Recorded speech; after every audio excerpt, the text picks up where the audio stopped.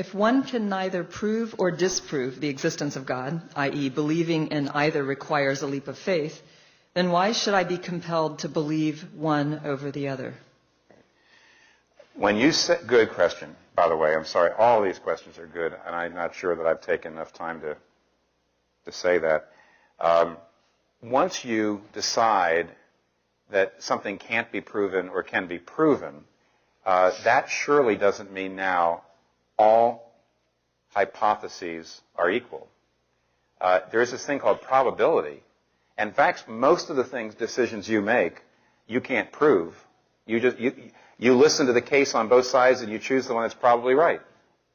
And so what I'm saying is, instead of demonstrable proof, you still have to fall back and ask the question, which of these various approaches to reality makes more sense than others? You have to do that.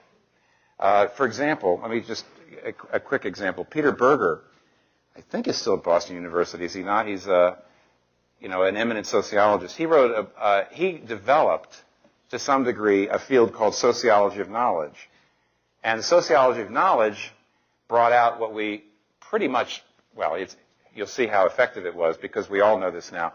Sociology of knowledge points out that to a great degree we find plausible arguments made by people that we really like.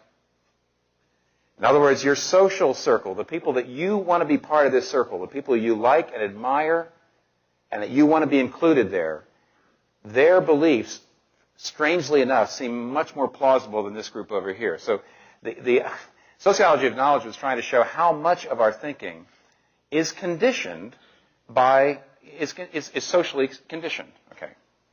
And Peter Berger said when he first got into this field, it was scary for people. Because they said, you mean most of what we believe because we're socially conditioned to believe it and culturally conditioned to believe it? He said, yes.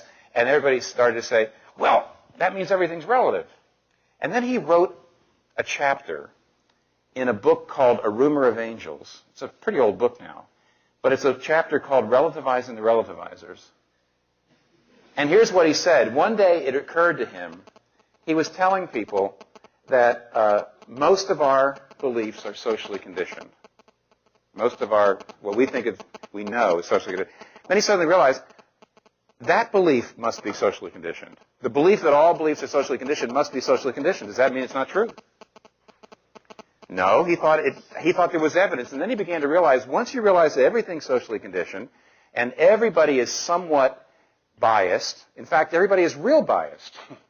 And once you realize that you really can't prove anything because there's no such thing as the view from nowhere and nobody's really objective, you're pushed back and you realize now that we're chastened, now that we're humble, now we realize we have to be very careful and we have to really think about these things, we're still left at square one, which is, which of these competing approaches to reality makes the most sense? You still got to make up your mind. You still got to weigh the arguments. Now you just realize you can't be as haughty about thinking you can prove your worldview. So just because you can't prove God or disprove God doesn't mean you're not supposed to use your rationality.